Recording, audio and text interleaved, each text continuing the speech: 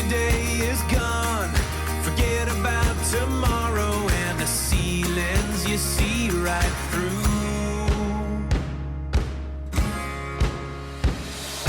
Find the moment and make it.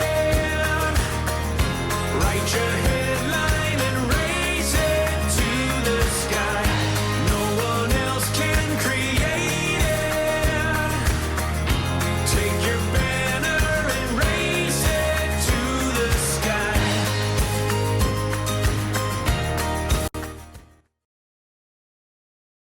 Hey guys, today we're going to be doing some updates and some upgrades to some existing systems that we have here on the boat.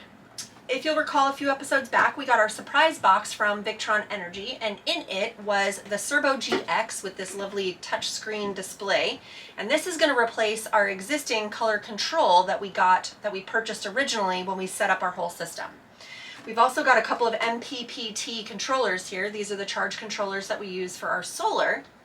One of them is a replacement because when Ty hooked up the VE direct cable to the controller, he actually kind of inserted it a little crooked and it actually bent one of the connectors in here, and so it hasn't been reporting data properly. So we want to make sure that we get all of our correct data, so we're going to go ahead and replace that, and then we're going to add our second temporary solar panel to the front trampoline area.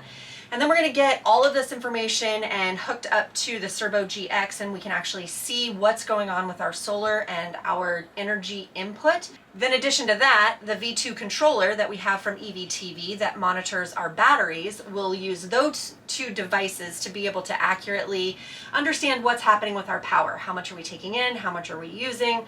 Where it's all coming from? And this is really exciting. So I'm going to get Ty and he's going to install those things.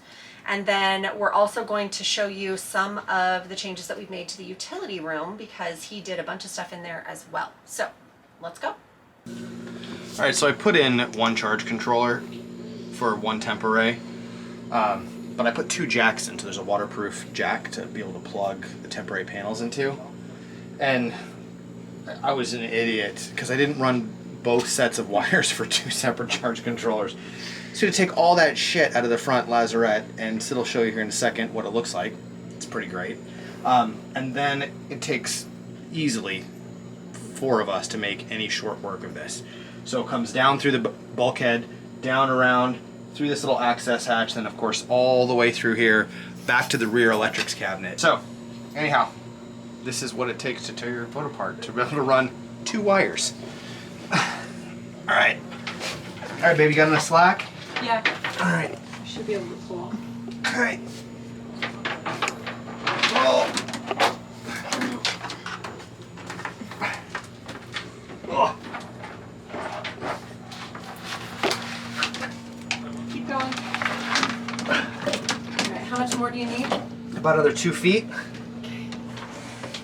Can I pull or you want to wait? You can pull.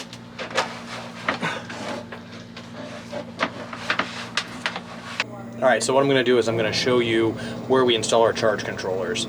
Now this is down below our electrics cabinet, and it is kind of a shit show down here because I haven't put the new panel in yet. So you're going to have to kind of look through all the wires that are the excess wires that's all coiled up underneath of here, and of course ignore the sound of the water pump. We have port, center, and starboard aft charge controllers, and then we have our 2 coach roof 150 35s, and then we've got our 2 temp arrays. So that is 1, 2, 3, 4, 5, 6, 7 charge controllers. All right, so this is the top side of the electrics cabinet I just showed you. Now, if you guys remember from our electrical installation video that we did, our series, we actually had to put a residential power panel in the boat because during COVID, there was no way for us to get an actual marine grade panel. And we've been using it ever since because I'm in the process of building the new panel that has our 12 volt, our 120 volt AC, and our 240 volt AC. And then down here, with all this lovely mess these extra cables are awaiting for installation, is our our color control. We have a BMV, and this is actually what allows you to run multiple charge controllers with a color control or the standard system. The problem that we ran into is that there's only so many hookups in a Servo GX or a color control. But through Victron's online resources, I actually ran into somebody that used a powered USB strip that allowed them to use that as a hub. It does have to be powered. You just can't have a passive USB hub. But you can see here, all of these additional charge controllers that are plugged in, it plugs into the back of this color control. And now you can see that we're actually getting a complete readout of all of our photovoltaic, all 7 charge controllers at one time. I'm now going to replace that with this and the touch control that comes with it. Okay, to replace the color control with the Servo GX, I want to show you what features and actual hookups that we're using on the back of this, so you can see what's being transferred. And there's still a lot of availability or functionality left. This yellow cord that is the VE bus goes to the Quattro. This is what transmits all the signal back and forth on how much power it's inverting and using and all of that. This VE direct cable goes to the BMV, or the battery monitor, and the Victron shunt, which is a backup to our controller from EVTV that monitors our batteries. This right here is a charge controller, and this USB actually runs to this hub that I described that has the rest of the charge controllers, or the MPPTs, plugged into it. The last thing that we're using is just power. This will take between 8 and 70 volts, so I can run the 12 volt step down or the 48 volt directly out of the bank. It will take it, no problem. I just currently have it running on 12 volt because that's what's closest and available. Now the new device is all those are gonna transfer over. The only difference is that there is this little display, this icon that's a TV that you see here. That hooks up to this HDMI cable, and then we'll need one additional USB because this color control, which is a touch screen, has oops.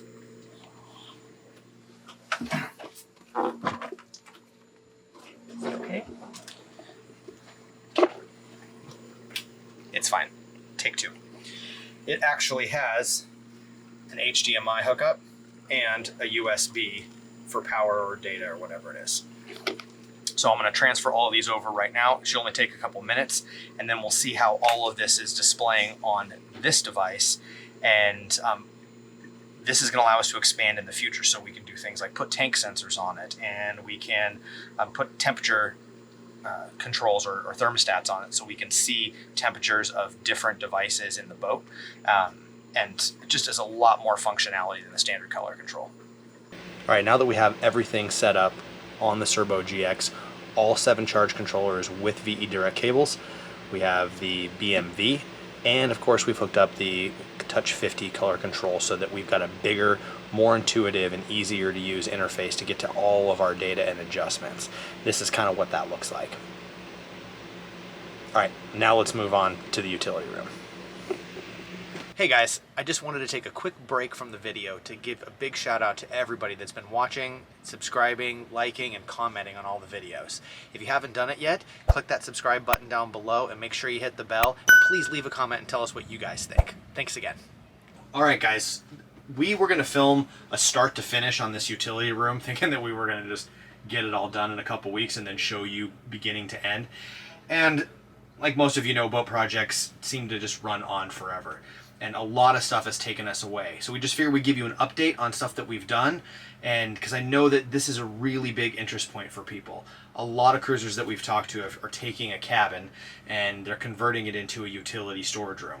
And until recently, most people just pile stuff up on the bed and it just kind of is what it is. So what we've done is we wanted to make it a legitimate workspace, and it is an awkward space. So when you build everything, every single nook and cranny, we're trying to optimize that space. So to start off with, when we tore out this big bed in here, we knew that we wanted to have a workspace with benches, and we figured the best place to put the water maker, because there's an angled portion of the hull, and we can't really put any cabinetry here. So we figured the water maker would be good underneath of here. We, again, gutted everything out, put the countertops in. This was the most important one, obviously, for the depth of the washer and dryer. And then from there, we just filled in to give us a nice straight opening in here. We are going to build a roll-out mat, if you will, that will actually span across these. So if we do have a guest on board, kids or friends or what have you that need a place to stay, we can actually roll that out and put a mattress here. And then this actually becomes one solid flat bed surface. That's coming up in the future. The drawer assemblies that we decided to do, the hull has a drastic angle here, and as you can tell, the drawers aren't done, but they've been good enough so far to be able to hold all of our tools. Each one of these drawers are a little bit different dimension because they taper in the back, they're different heights and what have you. So you'll see this bottom drawer, it's really shallow. This drawer is only 9 inches deep on this side, and it's this far from the hull. As we go up, the drawers get bigger because the hull gets wider in the boat. So this allows us to store just a ridiculous amount of stuff in the utility room. And it really has been a lifesaver, so that we're not having bags and buckets, and I'm sure you guys have seen or remember some of the videos where we had just crap piled everywhere. So that was a big improvement. We really like that. And I still have my clothes in here because that's the only place that I can have my laundry and clothes in the boat. We have turned, if you come in through here, Sid. Sorry. Turn, boop. We took the space where the washer dryer is supposed to go, and we put this freezer in. I'm gonna put a trim panel in here to be able to trim it out so that it looks nice. But this is a 90-liter freezer that we added, and it makes all the difference for our extra storage. Laundry hamper. We kept the same existing laundry hamper that was intended from the factory. And then you notice that we filled the floor in, and the floor looks different.